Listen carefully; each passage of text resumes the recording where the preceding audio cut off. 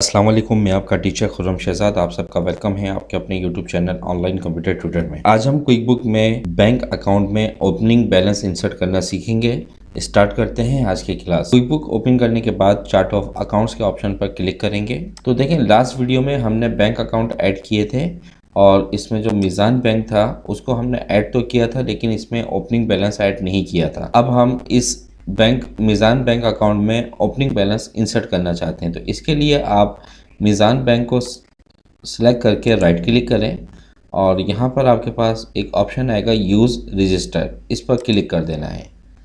इस पर जब आप क्लिक करेंगे तो आपके सामने बैंक रजिस्टर ओपन हो जाएगा। किस डेट को आपने ओपनिंग बैलेंस इंटर करना है वो डेट आप टाइप करें। यहाँ से अकाउंट को सिलेक्ट कर लें। ठीक है, अकाउंट क्या सिलेक्ट करेंगे? अकाउंट आप सिलेक्ट करेंगे ओपनिंग बैलेंस इक्विटी। ठीक है, क्योंकि मैंने आपको कहा था कि जब बैंक अकाउंट में आप पैसा इंटर करते हैं तो बैंक का पैसा कहाँ शो होता है? ओपनिंग बैलेंस इक्विटी के अंदर। इसके बाद आपने कितना पैसा इंटर करना वो आप यहाँ पे टाइप कर दें। 500,000,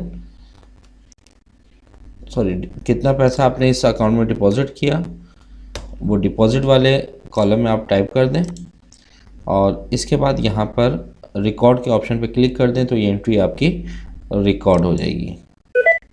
ठीक है, तो ये देखें 500,000 आपका ऐड हो चुका है। इसको हम क्लोज करते हैं और यहाँ पर मीज़ान बैंक में आए तो यहाँ पर आपके पास 500,000 यानी कि 5 लाख ऐड हो चुके हैं और ये इक्विटी में भी आपके पास ऐड हो चुके हैं। 15 लाख रुपए यहाँ पर आपके पास जमा हो चुके हैं। ठीक है, तो इस तरीके से आप अपने बैंक अकाउंट में ओपनिंग बैलेंस को इंसर्ट कर सकते हैं। मिलते हैं नेक्स्ट वीडियो में, जब तक के लिए अपना ख्याल रखिएगा। अल्लाह हाफिज़।